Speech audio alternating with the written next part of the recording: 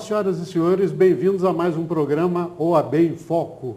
Este programa é apresentado pela Ordem dos Advogados do Brasil, 13ª Subseção Teresópolis, que é presidida pelo nosso amigo Dr. Jefferson Soares e vice-presidida também pelo nosso amigo Dr. Rodrigo Ferreira. O programa é apresentado, como vocês já sabem, pela Diário TV, Canal 4, aqui de Teresópolis, a quem agradecemos, aos nossos amigos técnicos.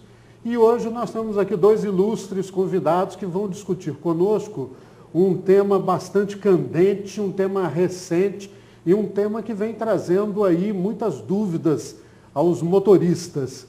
Basicamente, nós vamos falar sobre a Lei Seca e os seus novos desdobramentos face a essa recente decisão do Tribunal Superior de Justiça, Superior Tribunal de Justiça, não é? Então, nós vamos discutir esse tema daqui a pouco. Eu gostaria de apresentar inicialmente os nossos dois convidados. Aqui do meu lado direito, o doutor Ruiz Ataíde, colega nosso, advogado militante aqui em nossa cidade, que vai cumprimentar aos nossos caros telespectadores. Doutor Ruiz, bem-vindo ao nosso programa. Primeiramente, dizer que é uma honra estar aqui contigo, Tony. Já é a segunda vez que eu venho aqui no programa OAB em Foco e é sempre um prazer muito grande. Eu acho que é um programa importante, muito gostoso de se fazer e de se assistir. Muito obrigado, seja bem-vindo. E vamos conversar um bocado por aqui hoje. E aqui do outro lado, meus amigos, temos outro ilustre convidado, o Procurador de Justiça, Dr. Elis Hermídio Figueira Júnior, aqui da nossa cidade, figura bastante conhecida, figura tarimbada, né? E que vai cumprimentar os nossos telespectadores e participar dessa discussão, dando sua valiosa contribuição nesse tema hoje. Doutor Júnior. Tudo bem?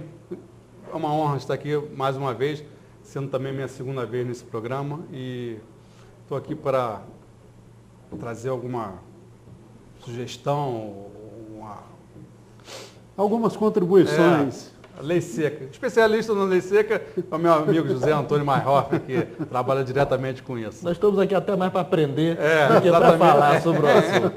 Não, a contribuição de todos é importante e nós vamos discutir esse tema aqui a fundo. Além disso, nós vamos falar de alguns outros temas variados também. Conversar, cada um dá a sua opinião, dá a sua contribuição e esperamos também uma contribuição de vocês. Eu queria lembrar que você, advogado, a OAB 13ª Subseção está lá à sua disposição. Você deve frequentar o site da Ordem, há diversas informações lá de caráter bastante importante, benefícios, convênios, novidades, cursos. A OAB está a serviço do advogado. Ok? Frequente, acompanhe, critique, contribua. A OAB é a sua casa. Frequente a OAB sem nenhuma dúvida, tanto a do fórum quanto a sede central.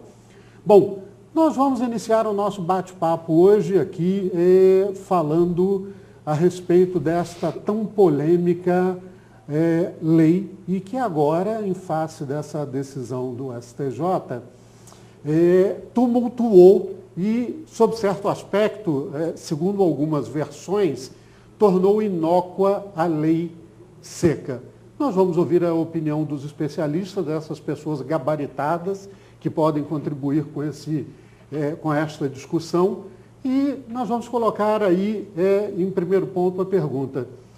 Doutor Ruiz, a Lei Seca realmente acabou com esta decisão do STJ ou não? Não.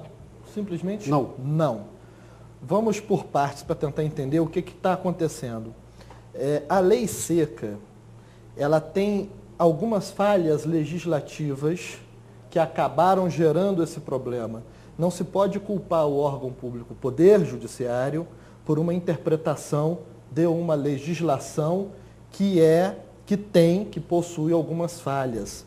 Em primeiro lugar, eu não sou contra a Lei Seca, eu sou extremamente a favor. Eu acho que em pleno século XXI é uma burrice se pensar que não deve haver uma tutela rigorosa do poder público em face a se dirigir embriagado. Tem que haver uma tutela e essa tutela tem que ser rigorosa.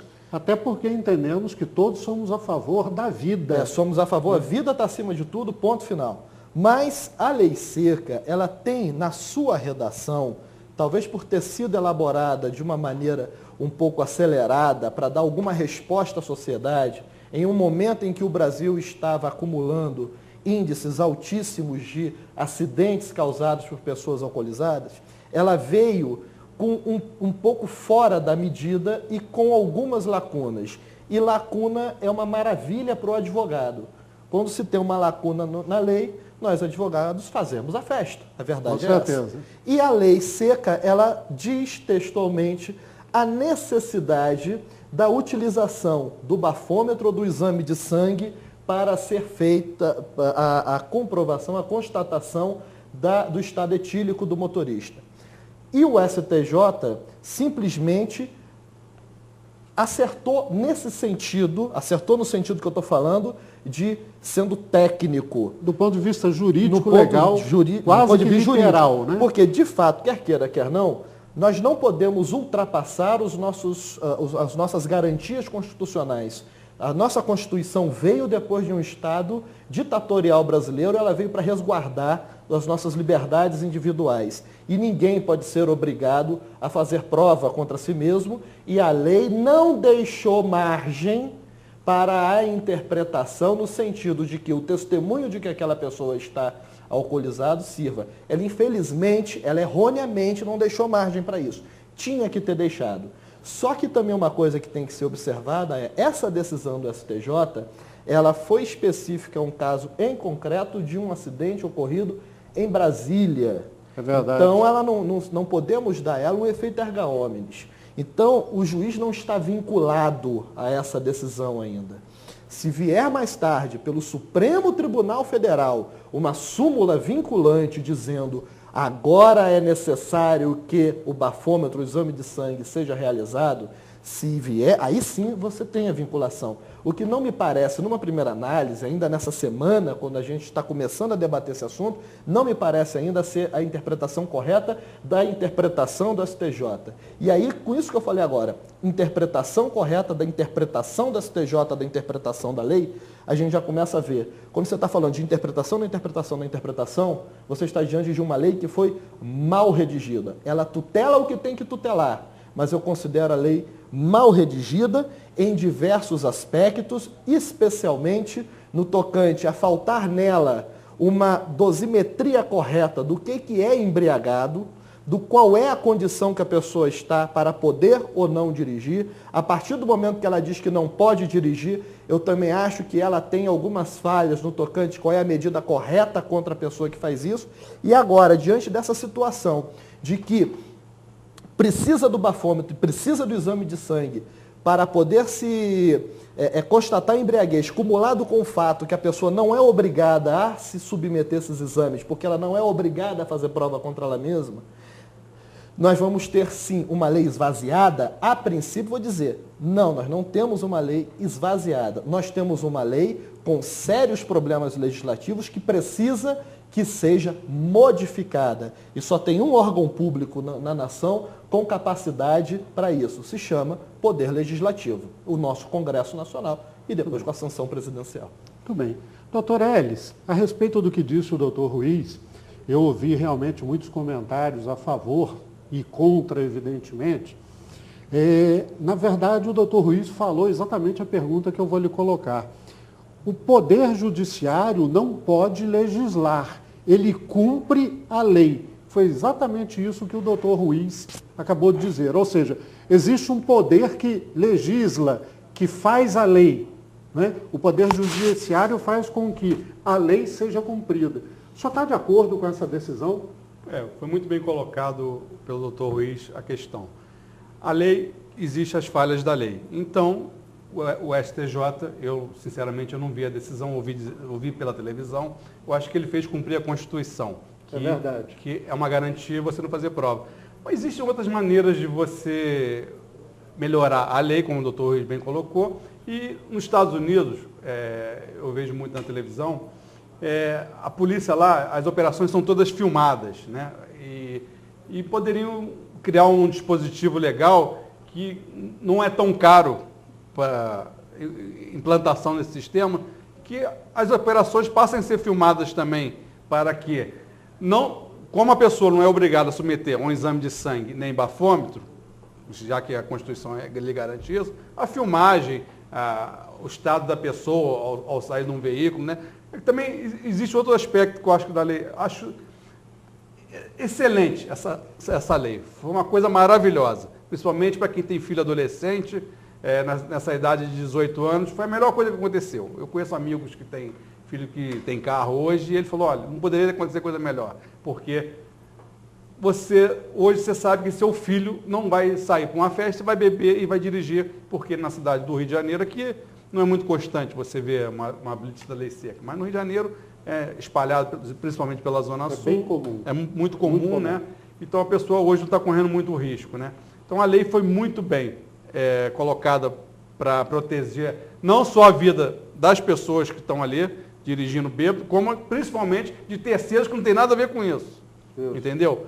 Então, eu acho que se implantasse na legislação um sistema de gravação, como é feito nos Estados Unidos, acho que surtiria efeito imediato, né? Agora, tem que se adequar a outras normas também, não é só chegar lá, gravar, não, o cara acha que o cara está bêbado, né? Você vê em vídeos aí... Achismo não pode, né? Achismo, realmente, o achismo fica difícil, você querer condenar alguém. Agora, eu acho que é um negócio que veio com acerto. Agora, precisa dos ajustes. E o Brasil tem mania de implantar as coisas e não ajustar adequadamente para que se dê o respaldo para que aquilo funcione de maneira correta. Não só em relação à lei de trânsito, mas muitas outras leis que são criadas que criam e ficam para lá, não tem qualquer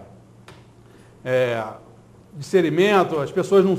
vamos criar uma lei para isso. Não sabe nem por que está criando aquilo. Só para dizer que existe mais uma lei. Então, acho que é válido. Agora, a decisão é acertada do superior. Eu tenho uma visão pessoal minha, jurídica, bastante liberal. Eu acho que excesso de legislação é prejudicial para o desenvolvimento de uma nação. Muito. A legislação, ela serve para tutelar uma necessidade social. Sim. E nós temos uma necessidade social no Brasil, que é a tutela do trânsito. Agora, os números da lei seca estão aí para comprovar a necessidade da tutela, a redução dos acidentes. O número de vidas poupadas. Eu penso o seguinte, a própria nomenclatura da lei, o apelido que lhe foi dado, lei seca, eu acho que já demonstra que alguma coisa foi rigorosa, é seca. Então há um rigor.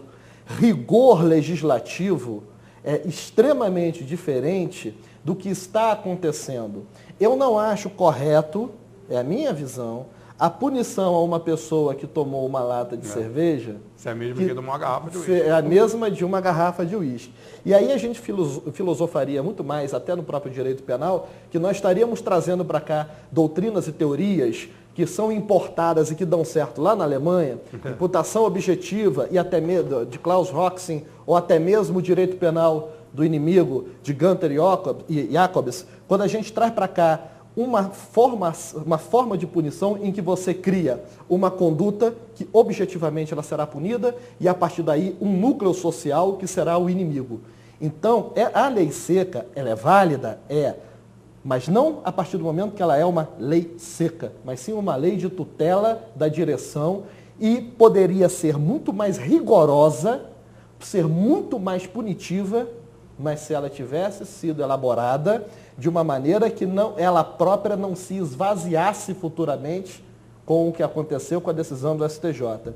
Esqueceram de colocar na lei outras questões importantes, esqueceram de dizer que outras provas podem ser produzidas, esqueceram de colocar na lei o que é embriagado, esqueceram de fazer a lei como ela deveria ser feita.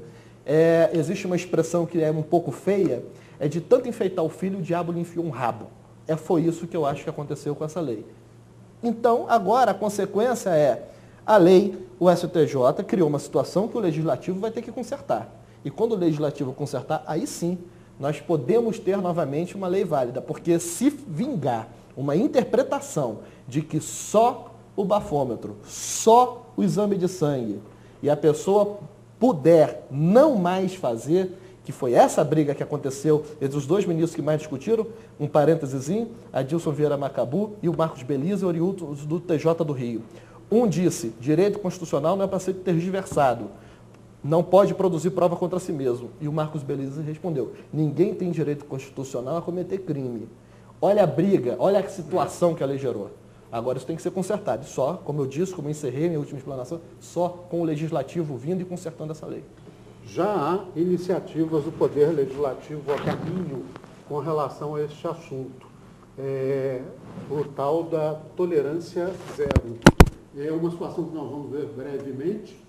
Acredito que vai trazer grande polêmica também. É um absurdo, né? Muito É outro absurdo. Nós vamos discutir aqui daqui a pouco. Você comer um bombom com licor, você tem um certo teor alcoólico. Sim. Você escovar os dentes com uma espécie de Plax ou algo similar, um produto similar, você também passa a ter um certo teor de álcool no organismo. Né? E tudo isso é complicado. Então, nós vamos discutir isso daqui a pouco no nosso próximo bloco, ok? Até mais, meus amigos.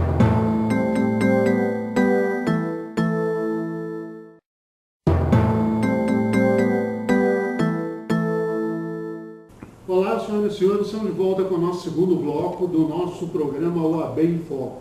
Hoje aqui com os nossos convidados especiais, Dr. Ruiz Ataíde, advogado atuante, e Dr. Elis Hermídio Figueira, procurador de Justiça do Ministério Público do Estado do Rio de Janeiro. São duas pessoas bastante abalizadas que estão dando uma contribuição fantástica nesse debate.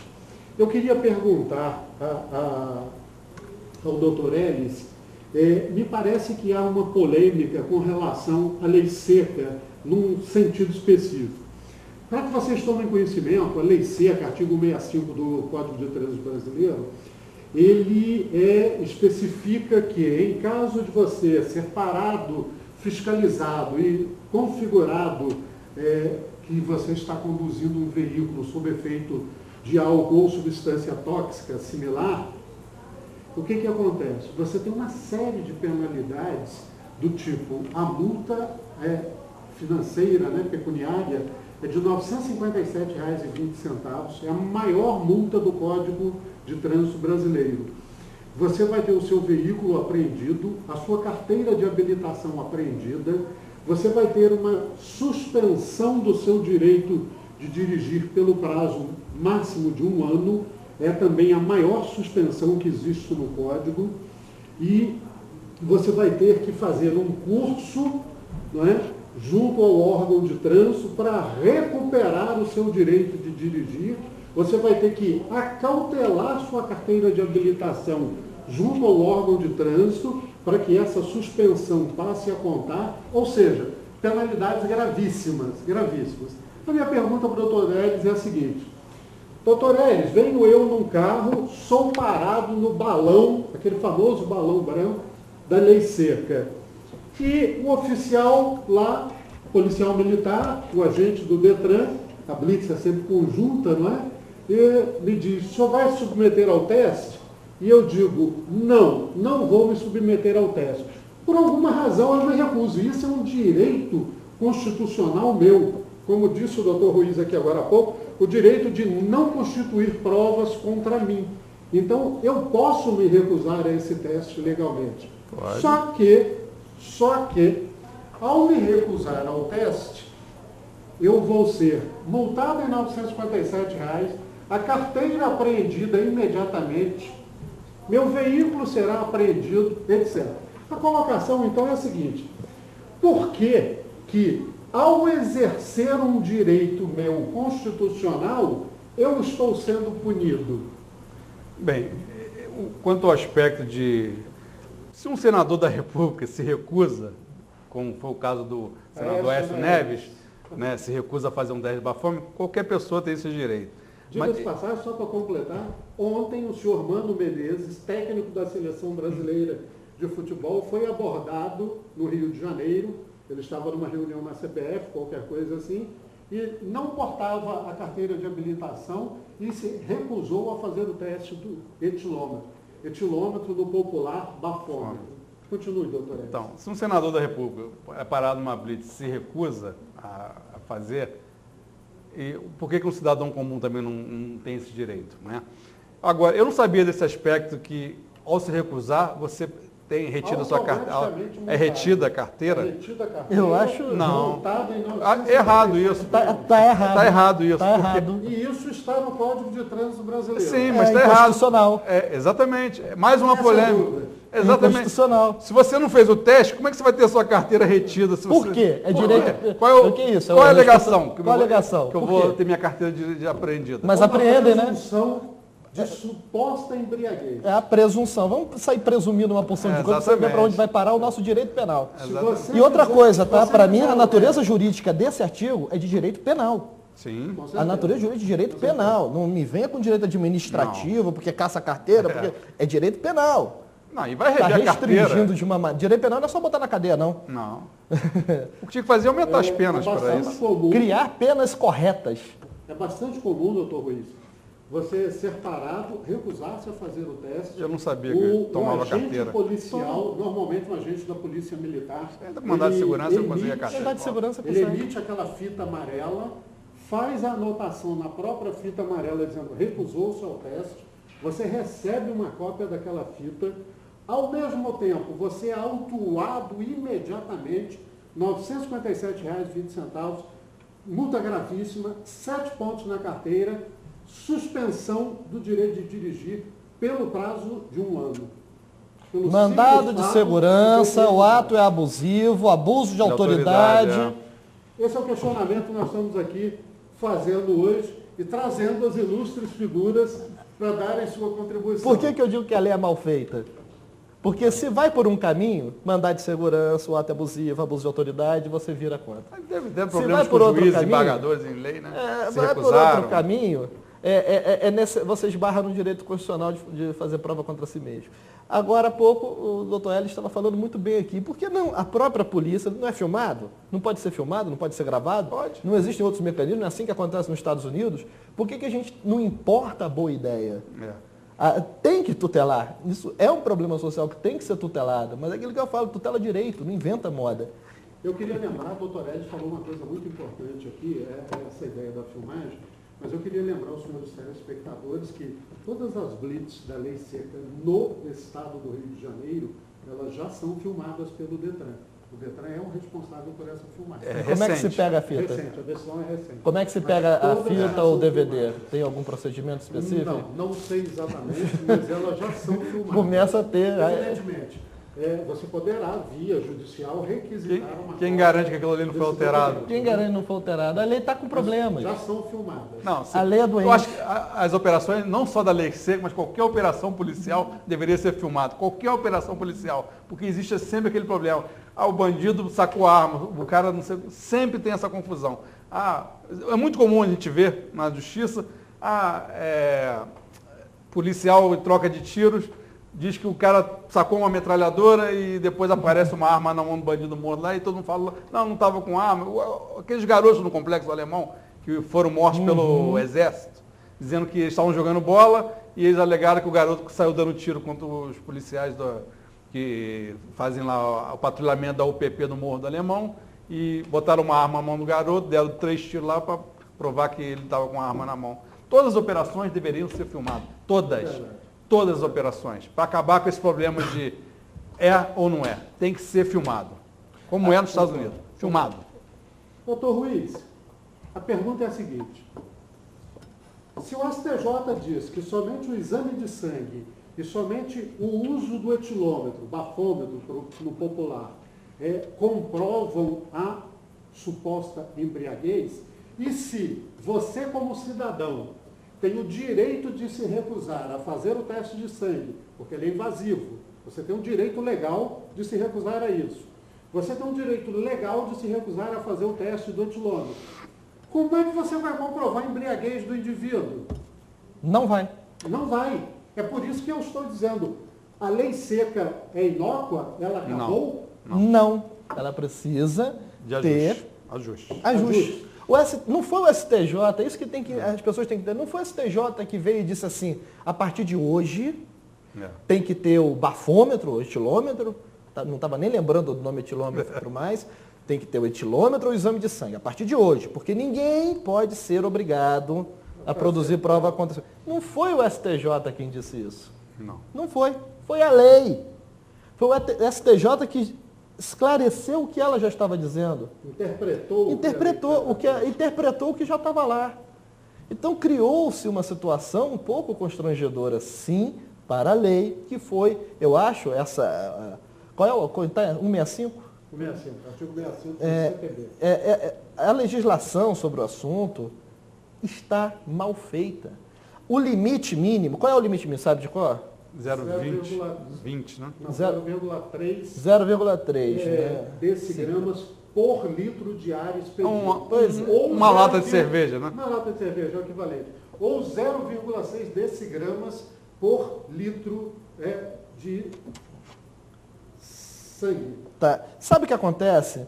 Isso aí vai no Google e procura. Esse índice é mais baixo, é mais rigoroso do que em países muçulmanos onde a própria bebida alcoólica é proibida. É rigoroso esse índice? É rigoroso demais. Mas ele não deveria ser rigoroso face ao número de mortes que a gente... Mas aí tá. Aí deixa eu dar um argumento. Se colocar no limite, é absolutamente proibido comer a partir de bombom de licor para cima. Não pode, porque senão você vai ser preso na lei seca. Tá proibido. Sabe qual é o cuidado que tem que se ter na hora de produzir uma lei?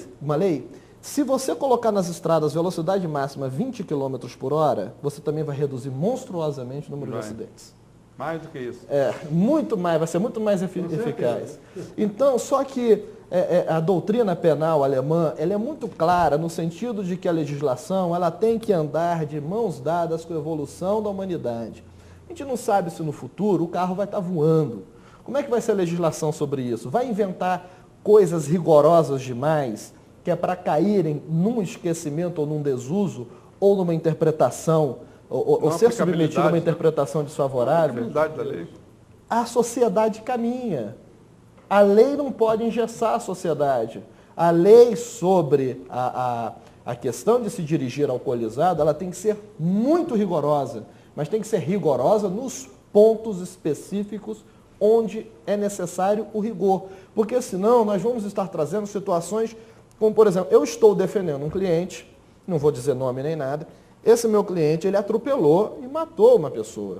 Foi detectado no sangue dele uma quantidade pífia de teor alcoólico. Ele está respondendo por homicídio doloso. Porque ele assumiu assumiu a responsabilidade de produzir o resultado. Só que o crime doloso, ainda mais quando se trata de dolo eventual, assumir o risco de produzir o resultado, você tem que fazer uma viagem no tempo, voltar na cabeça do autor do ato, da cabeça do criminoso, e ver se ele, se for mostrado a ele o final, o resultado que ele vai produzir, se ele praticaria ou não aquela conduta. E se você disser para essa pessoa especificamente, se você tomar uma lata de cerveja, você vai atropelar e vai matar. Primeiro ponto. Ele tomaria? Não. No caso específico, não, porque quando ele foi preso, a reação dele era de desespero. Então, não coaduna com isso. 2, foi por causa da lata de cerveja mesmo que ele atropelou e matou, ou o sinal que estava aberto? Exatamente. Então, começa a ter... O que você está trazendo aí? O que eu estava falando agora há pouco? Primeiro, trazer um causalismo sério, ao contrário das nossas teorias penais, que são do finalismo de Hans Welson, o ato dirigido ao fim, e direito penal, eu estou adiantando isso, direito penal do inimigo, que está criando um setor de pessoas que vão virar os vilões da sociedade. Quem tomou uma lata de cerveja vai virar o vilão. A punição para se dirigir alcoolizada tem que ser grave, mas a medida é o alcoolizado. Quem é aquele, identificar precisamente quem é que está embriagado, quem está alcoolizado, quem não tem condições de dirigir. E a pessoa que comeu um bombom de licor ser misturada com a pessoa que tomou uma garrafa de uísque e pegou o carro e dirigir é inconstitucional. Fere direitos e garantias fundamentais esculpidos na nossa Constituição, bem básicos, bem elementares. Perfeito. Boa explanação, doutor Ruiz. No próximo bloco, nós vamos ter uma pergunta bastante importante para o doutor Elis aqui, que se sobrepõe a esse questionamento que o doutor Ruiz colocou. Aguardem, voltamos já em nosso próximo bloco. Até lá, meus amigos.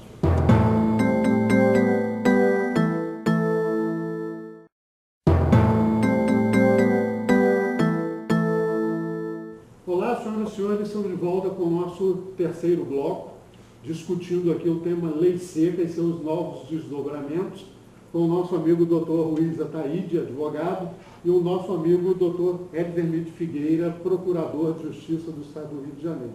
Bom, vocês viram aí a discussão, acompanharam a discussão, porque o tema realmente é quente e há opiniões bastante divergentes, né? Convergentes e divergentes, obviamente. A pergunta que eu vou fazer agora ao Dr. Elis é uma pergunta que tem, digamos, atrás de si um fato bastante concreto e que eu acho que vai produzir também bastante reações. O Supremo Tribunal Federal, em decisão do mês de novembro, condenou um motorista do estado de Minas Gerais, dizendo que, pelo fato de ter bebido e conduzido um veículo, ele estava cometendo um crime. E este motorista foi condenado. Foi uma decisão bastante conhecida, essa decisão era de setembro e foi publicada no mês de novembro. Gerou uma polêmica muito grande, porque a justificativa do STF foi que, antigamente, para que se constituísse crime o motorista dirigindo embriagado, havia que se demonstrar o perigo do dano, o dano concreto, o fato do motorista estar dirigindo em zigue-zague, ameaçando a vida de pedestres, etc. Era o que dizíamos chamar de crime de perigo concreto. Esta situação mudou e hoje o entendimento do STF para esta questão é de que o crime é de perigo abstrato, ou seja, o fato do condutor beber e conduzir seu veículo vai gerar um perigo à sociedade. E isto é crime. Então, mudou-se o entendimento. O que o senhor acha disso, doutor? Na verdade, nós estamos falando de tolerância zero. Basicamente exatamente. É isso. Então, o STF já decidiu a questão. A tolerância a ser aplicada pelo Código de Trânsito é tolerância zero. Nesse caso em concreto, né, você está me falando, eu desconheço essa decisão. Se ele decidiu nesse sentido, a decisão está valendo para todos. Não é porque foi nesse caso específico. Então, se a STF diz que é em perigo em abstrato, o privado se dirigir com uma lata de cerveja mínima, né? Que é permitida hoje, nem sei se é permitida ainda uma lata de cerveja, né? O que existe hoje é uma lata de cerveja do Código de Trânsito. Mas é uma lata de cerveja? É uma hoje? lata mesmo? É o equivalente a duas latas de duas latas de cerveja. Então, o STF já disse que essa tolerância não existe. Ele está contrariando a lei, diz o seguinte, tolerância é zero. Então tem que se aplicar a tolerância zero, porque o STF é a última instância que existe no país. Ninguém pode contrariar o STF. Então, tem que se aplicar a tolerância zero. Agora, não quer dizer que uma pessoa que, eu, por exemplo, eu tomo 2, 3, 4, 5, 6 cervejas, eu me sinto alterado. Agora, tem amigos meus que tomam uma garrafa de uísque, tomam cerveja, tomam vinho, tomam tudo e se sentem muito bem. E eu vejo por aí, saem até dirigindo às vezes em algumas festas aí e vão para casa direito, né? Com todo cuidado, mas não quer dizer que ele possa dirigir, mas a situação do álcool em cada organismo é totalmente diferente. Isso influi no peso, no tamanho, na quantidade da pessoa, de você estar preparado para... Eu, por exemplo, eu não bebo uísque, eu não gosto de uísque. Agora, tem amigo meu que só bebe uísque. Qualquer festa que ele vai, ele só toma uísque. Ele toma uma garrafa de uísque na festa. E ele sai dirigindo. Sabe qual é o perigo que eu vejo? Ou seja, a tolerância é zero daqui para frente. A questão de tolerância zero é uma questão muito perigosa. Muito. Existe uma palestra que foi proferida no Brasil pelo professor Eugênio Raul Zaffaroni, que ele é juiz da Suprema Corte Argentina e é tido hoje como um dos maiores penalistas do mundo. E nessa palestra se conversava sobre a teoria de Gunther Jacob sobre o direito penal do inimigo. E ele levanta alguns pontos importantes que são o seguinte, eu vou chegar, vai entender o que eu quero dizer. O direito penal ele serve para proteger que ninguém seja vítima. Ninguém, alguém. Acidentalmente, às vezes o Estado em todos os aspectos, né? O Estado é a vítima, às vezes. Mas não se pode colocar como foco da tutela penal o Estado. E quando você parte para uma tolerância zero, você está colocando como foco o Estado. Quando o Estado disse, essa conduta não pode ser praticada, ele está mais preocupado com ele, que disse para não fazer, do que uma vítima em potencial. Então, quando diz que se eu colocar uma gota de homeopatia na boca, que leva álcool, eu já não posso mais dirigir, porque senão eu estou cometendo um crime, o Estado está preocupado com o perigo em abstrato realmente, como ele disse que estava, quando o STF disse que era crime abstrato, ou ele está preocupado em fazer valer o que ele falou que ele quer? Esse Estado não é o que está na nossa Constituição. Esse Estado é um Estado tirânico, ditatorial. E o nosso Estado é o Estado democrático de direito. Tolerância zero não é democracia. Tem que haver a tolerância. Imposição. Tem que haver tolerância, sim. Para cada caso, menor. Mas tolerância zero é uma burrice, com perdão da palavra. Eu queria aproveitar essa oportunidade para esclarecer aos nossos telespectadores alguns aspectos práticos de quando você for parado numa blitz da lei seca. Você, como condutor de um veículo, você tem o direito constitucional de fazer o teste e de negar-se a fazer o teste, ok? Você tem que, em regra, entregar a sua carteira de habilitação caso esteja portando, obviamente. Ela será apreendida e lhe será posteriormente Só falar que não está com a carteira. Só falar que não está com a Você carteira. também não está obrigado a assinar o auto de infração. Não só Cabe desse, lembrar, mas como qualquer outro auto de como infração. qualquer outro. Ou seja, você, condutor, não é obrigado a assinar o auto de infração.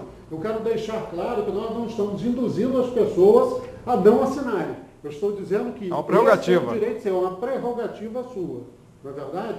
Então você tem esse direito. Agora, obviamente, você deve se munir de todos esses documentos para que você possa, posteriormente, fazer a sua defesa tempestivamente. Ou seja, em tempo oportuno, dentro do prazo legal. Não é? Porque se você for multado numa importância desse valor, R$ 957,20, 7 pontos, uma infração gravíssima, suspensão do direito de dirigir, frequência obrigatória em um curso de reciclagem de 30 horas e depois você tem que fazer uma prova de 30 questões junto ao DETRAN estadual, em que você tem que ter um aproveitamento mínimo de 70%.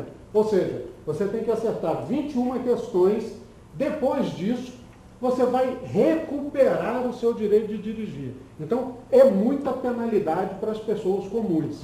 O que eu recomendaria nesse caso é, primeiro, não dirija bêbado. Primeira coisa. Segundo, se dirigir bêbado, não seja pego.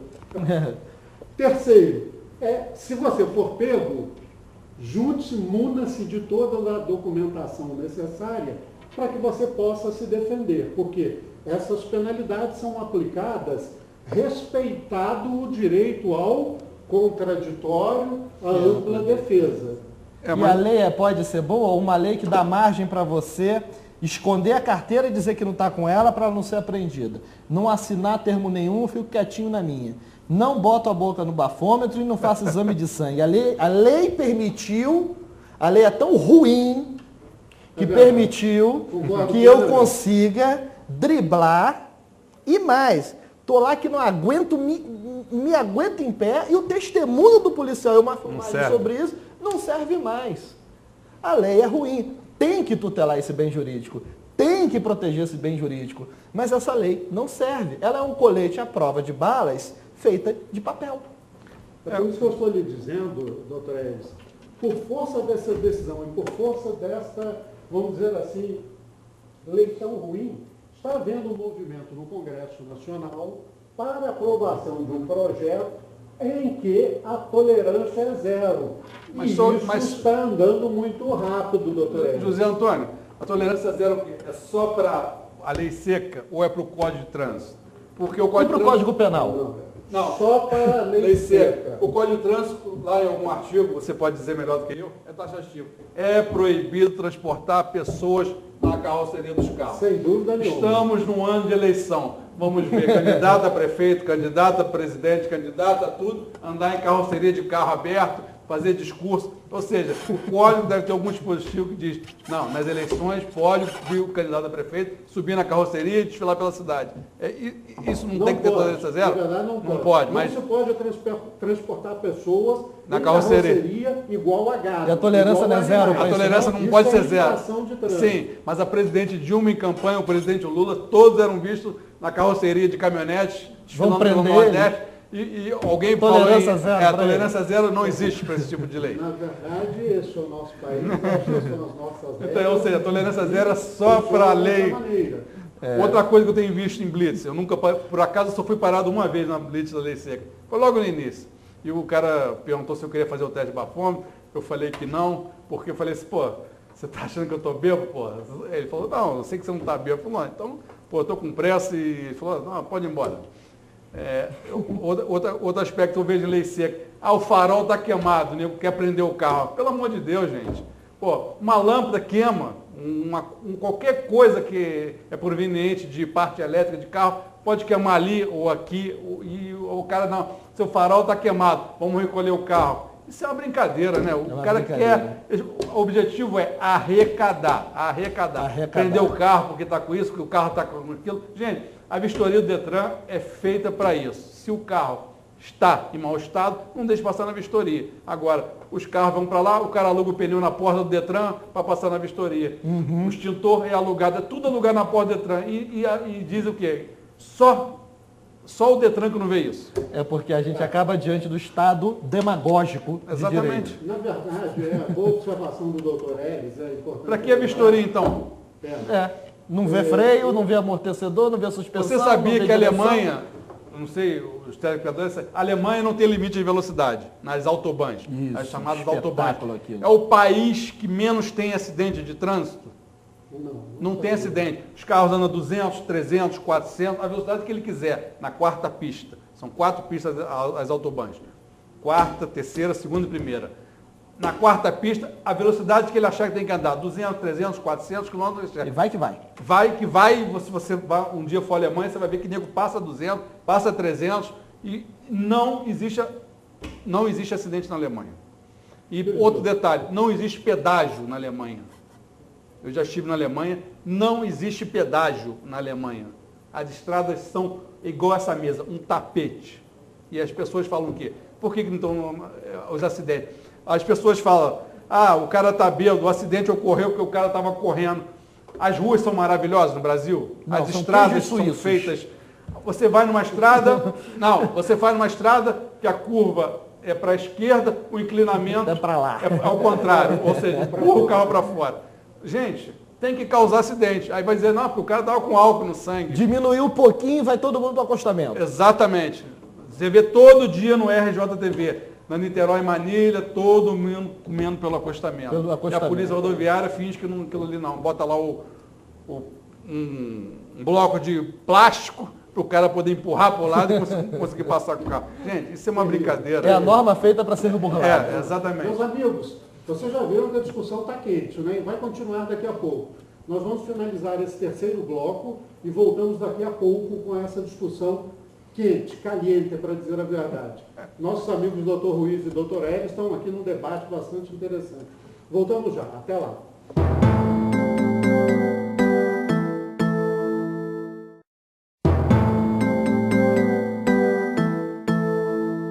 Olá, senhoras e senhores, estamos de volta com o nosso quarto e último bloco dessa discussão de hoje, caliente, como dissemos anteriormente, e vamos dar continuidade a ela. E depois vamos mudar um pouquinho de tema para finalizar o nosso programa.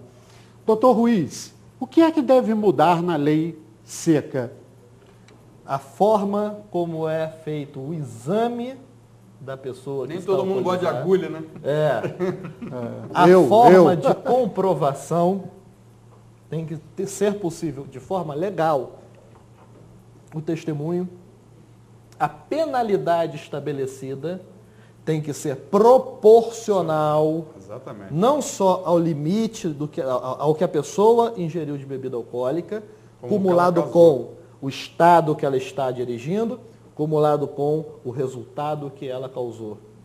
Isso tem que ser modificado, porque se por um lado nós não podemos deixar sem tutela jurisdicional, sem tutela legal, um bem jurídico tão importante quanto é a segurança nas estradas, nas ruas e nas vias públicas, por outro lado, nós não podemos criar uma lei que venha com fantasias demagógicas de tolerância zero, de rigores, porque virou uma lei de demagogia.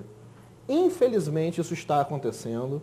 Na verdade, tem que haver sim uma prevenção a isso, mas a forma como foi escolhida não está adequada. A lei seca é uma lei ruim. Explico mais uma vez, porque é difícil, às vezes, fazer isso entrar na cabeça das pessoas. Não é liberar bebê geral, não é isso. Jamais. Isso tem que ser muito bem regulamentado. Proibido mesmo. Tem que ser muito bem regulamentado, muito bem especificado. Não é da forma como foi feita. É a lei de proteção à segurança nas vias públicas, na condução de veículo automotor mais rigorosa do mundo. Sendo que, na prática, o que ela faz?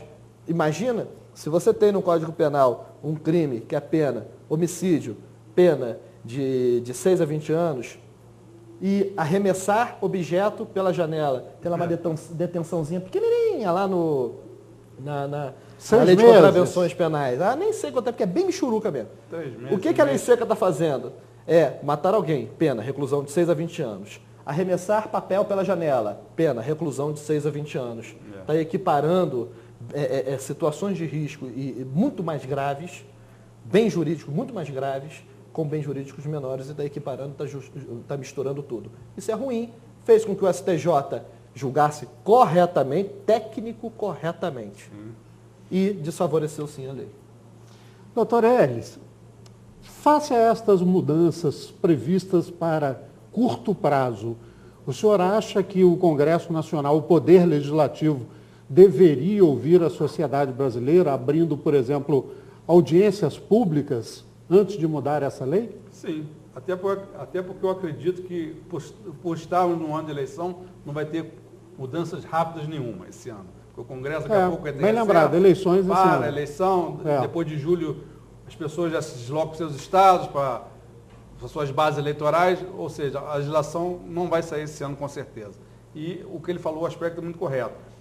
Não pode usar a mesma medida para coisas tão diferentes. Tem que haver uma dosimetria. Se você bebe uma, ou duas, ou 5, ou 10 latas de cerveja, pega um carro, atropela, mata, causa um acidente, você tem que ser penalizado, agravado a pena, fazer coisa. Agora, você vem com seu carrinho ali, bebeu 1, 2, 3, 5, parou numa brisa lei seca, não fez nada, está ali bonitinho, devagarzinho. É crime. É crime?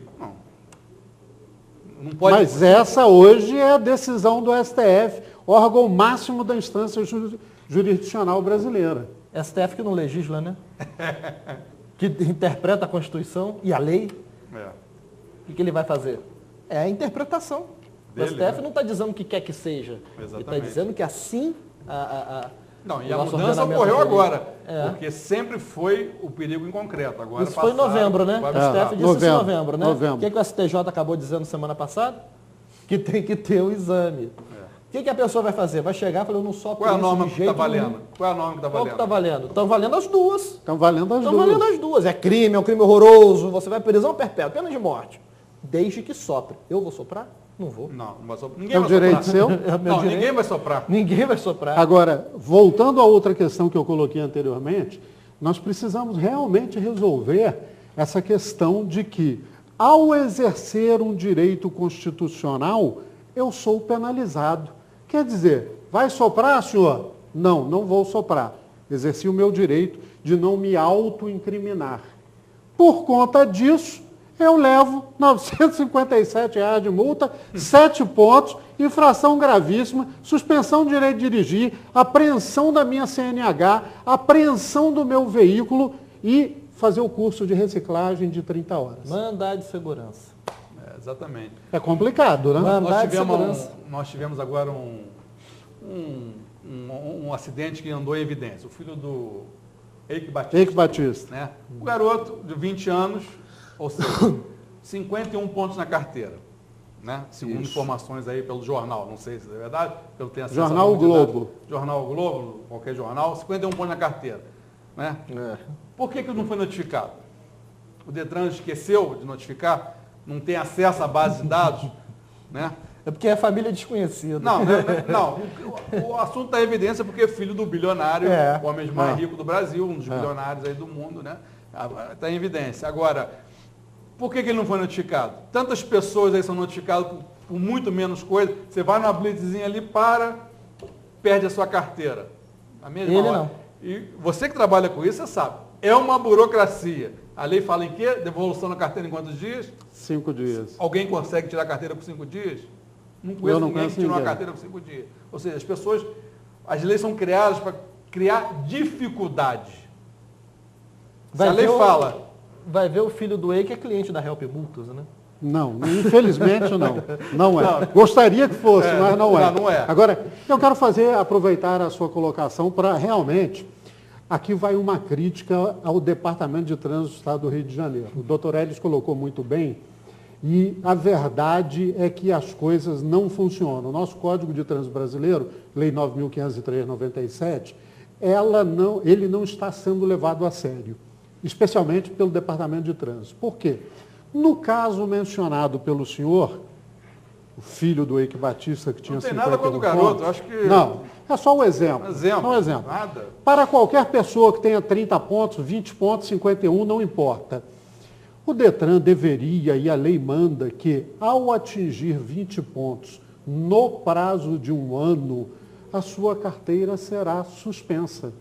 Ou seja, você não poderá dirigir pelo prazo de 1 mês até 7 meses.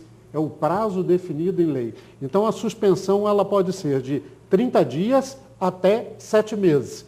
Lembre-se que nós falamos que a suspensão da lei seca é de 1 ano. É a pior suspensão que existe no Código de Trânsito brasileiro. Lembrem-se disso. Ficar fazendo roleta russa em sinal é menos grave. Exatamente, exatamente. Então, o Detran deveria, para estas pessoas que atingiram o limite da pontuação, ou seja, acima de 20 pontos, notificar imediatamente essas pessoas.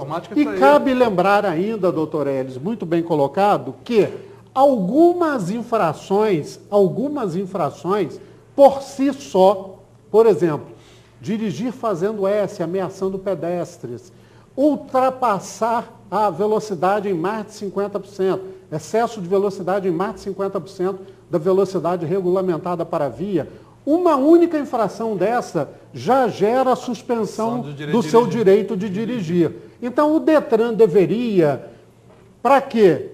Para proteger a sociedade, para tutelar o bem jurídico mais importante, que é a vida, notificar imediatamente essas pessoas. Como o senhor disse, o filho do bilionário lá, ele tinha 51 pontos e não foi notificado. Mas aí eu vou colocar, não é culpa dele. Não. A culpa foi do órgão público, que é ineficiente e deveria tê-lo notificado para que fosse aberto um processo administrativo.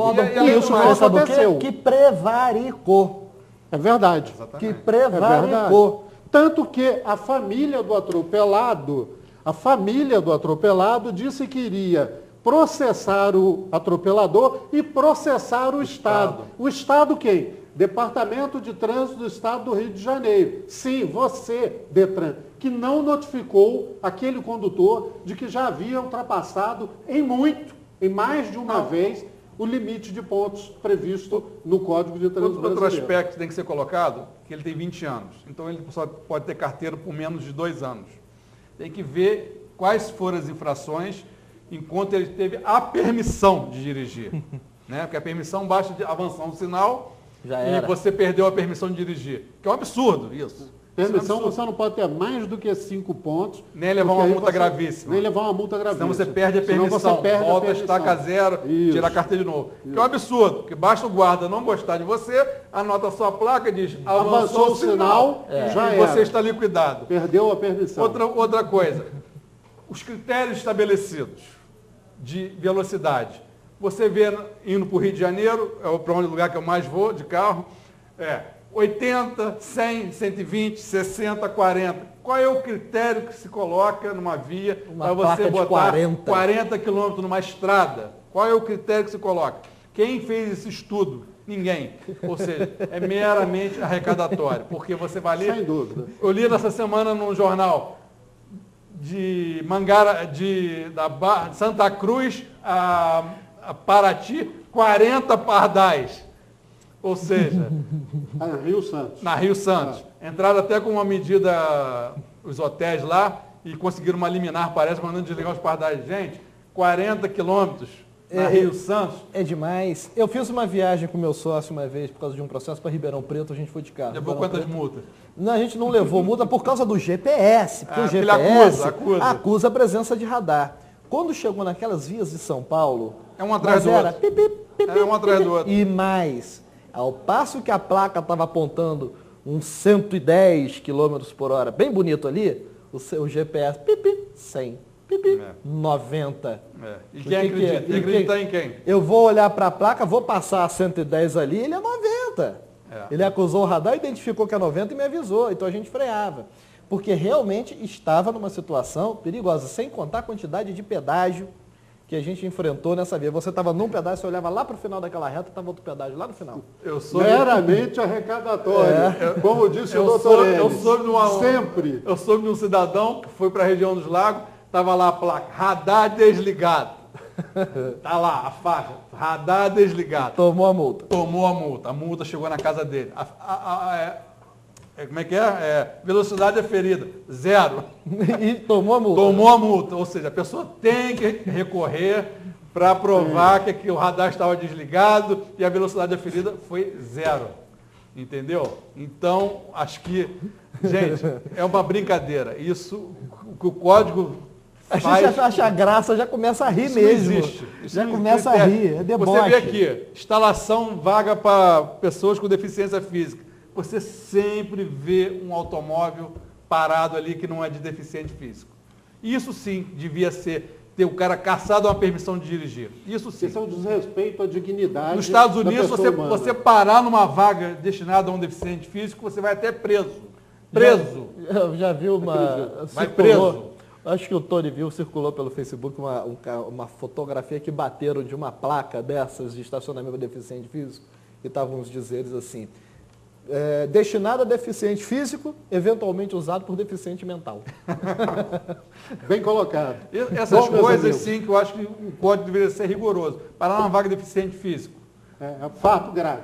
Grave e botar uma multa de R$1.000 para a pessoa. Concordo. Aí sim, nunca mais vai parar. Nunca mais. E prender a carteira dele. Isso sim. Isso sim.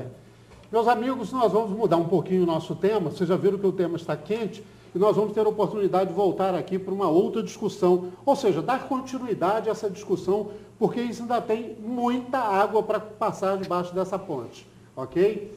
E a pergunta aqui para o doutor Elis é a seguinte: Fórum de Teresópolis, situação que interessa a todos os advogados e a todos vocês que eventualmente utilizam a justiça na nossa comarca. Ministério Público vai estar lá junto com o Tribunal de Justiça, doutor Elis? Não. Hoje, o Tribunal de Justiça, ele não deixa mais a instalação de órgãos como Defensoria, Ministério Público, né? Ficam em locais separados, então. Pelo que eu fiquei sabendo, através de colegas da comarca aqui, porque eu não estou mais aqui, é que o Ministério Público está procurando terrenos ou casas ali próximo para adquirir e construir a sede. Entendeu? Mas é uma realidade já. O fórum vai ser construído ali. Já está sendo, já está sendo construído. Já está sendo construído. É um avanço para a cidade, a discussão está aí, entidades da cidade aí estão discutindo, dizendo que isso é um absurdo, que não sei o quê. Gente, tem que ser. O fórum tem que ter um novo fórum, porque esse fórum é inviável. Eu não sou do judiciário, eu sou do Poder Executivo. Eu não tenho nada a ver com o Tribunal de Justiça. Mas vai ser um bem para a cidade, porque esse fórum aqui não atende mais as pessoas, gente. Isso aqui não tem espaço físico mais para atender essa demanda que existe nessa cidade hoje. E lá, construindo um novo fórum, o juizado, ouvi dizer, vai ser passado para a nova sede do Judiciário e aquele prédio ali da Carmela Dutra, acho que vai ficar só com a infância e juventude. Um prédio só para a infância e juventude. Que merece, né? Merece, sem dúvida. Agora, essas entidades ficam, que isso é um absurdo. Que agora eu li ali no jornal ali fora que a praça é tombada. Não sei o quê. As pessoas ficam inventando coisas que... Gente, onde é que vocês querem construir o fórum? Se fosse flutuante, iam reclamar. Iam reclamar. A impressão que eu tenho é eu acho que deviam fazer o seguinte. Qual é a sua opinião, doutor? Deviam construir essa do fórum onde? Em Itaipava. Porque aí a pessoa vai ter que ir lá em Itaipava. Um dia que precisar ir numa audiência, vir lá para Itaipava, para ver o que é bom. Eu sou extremamente a favor da construção do novo fórum. Longe. Sou radical a favor da construção do novo fórum. Aquele fórum, do jeito que está ali, não dá mais, virou uma vergonha para a comarca. Até em questões de segurança, né? Questões de segurança, não Conforto. qualquer segurança, status para a cidade. Você vai em qualquer município, você vê um fórum novo. Teresópolis está... Cidades menores que a nossa. Menores que a nossa. Fórum Tem bem que menor. ter um fórum Muito. novo. Vai Sedes trabalhar a maravilhosas. eficiência da cidade. É verdade. Tem que ter o fórum novo. E eu achei a localização sensacional. Vai ficar ali executivo, legislativo e judiciário. Eu achei ótimo. Quem está reclamando, eu acho que tem muita gente que está reclamando, tem seu ponto de vista para se respeitar. Tudo bem, não gostou? Beleza, direito seu. Agora tem gente também que está reclamando porque quer reclamar. Se fosse construído o prédio do novo fórum flutuando em cima das nuvens, ele ia dizer que na nuvem não dá. Não dá. Tem espaço nosso, eu quero olhar para o céu e ver a nuvenzinha branquinha lá em cima. Pode bater um não avião. dá. Então, vai reclamar. Mas eu acho que o novo fórum, onde está sendo feito, é perfeito, não tem o que falar. E vai ficar bonito, vai ficar bacana. Tomara que fique pronto logo. Eu quero ir para lá trabalhar. Vai dar conforto e segurança às pessoas que utilizam a justiça, não é? Vai dar conforto e segurança aos advogados, vai dar conforto e segurança aos juízes, aos serventuários, a todos aqueles que utilizam o fórum da nossa cidade. Além de dar prestígio à nossa cidade, que é de entrância especial. Agora com um fórum vagabundo como esse sem falar, que nós temos. Não, vagabundo não. Ele é inadequado, inadequado. Não é vagabundo, porque ele foi adaptado. Antigamente existia um juiz em Teresópolis, hoje existe 8 ou 9. É verdade. Ele foi adaptado para essa quantidade de juízes eventuais que hoje existe. Agora, a contrapartida do tribunal é dar esse prédio aqui para a prefeitura. A prefeitura pode perfeitamente pegar esse prédio, jogar no chão e levantar uma sede nova ali, de 6 andares, 7 andares. Olha, a prefeitura tem que E fazer, sabe acho o que é a quê? solução lógica, não é? Não tem o prédio lá, o Celso Dalmaso, que pegou fogo? Então a prefeitura, por favor, conserte aquele prédio. Então já está consertado. Para ficar usando fazendo, o máximo da inteligência política que às vezes a gente vê e ficar dizendo assim, o Celso Dalmaso está queimado, olha lá o prédio todo queimado. É isso, alcançar o máximo da inteligência política. Conserta aquela porcaria e utiliza aquele prédio para secretarias, para colocar secretarias ali dentro, dê um uso àquilo. E não fica criando outras situações.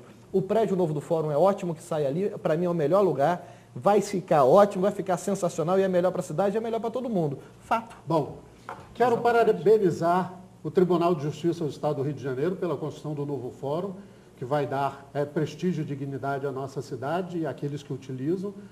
A OAB, que participou dessa luta pela construção do novo fórum, em especial ao juiz Dr. Zé Ricardo, da 2ª Vara de Família, que também batalhou bastante para a construção desse novo fórum, foi uma pessoa fundamental, e a todos os usuários que utilizarão, que se sentirão em segurança, com conforto e bem atendidos pelo Poder Judiciário. Ok? Essa é a nossa opinião. Bom, nossas despedidas, doutor Elis, rapidamente, por favor. Muito obrigado pela sua presença.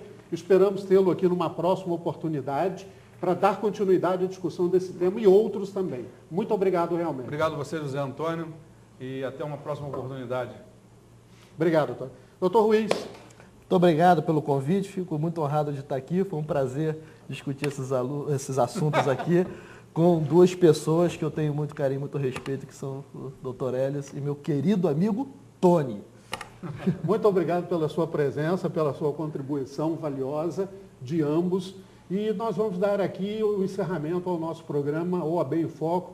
Prestigie o nosso programa, envie sugestões de temas e lembre-se, você advogado, que a OAB está sempre aberta para você. Contribui, compareça, frequente a OAB. Muito obrigado a todos vocês e até a próxima oportunidade. Até lá.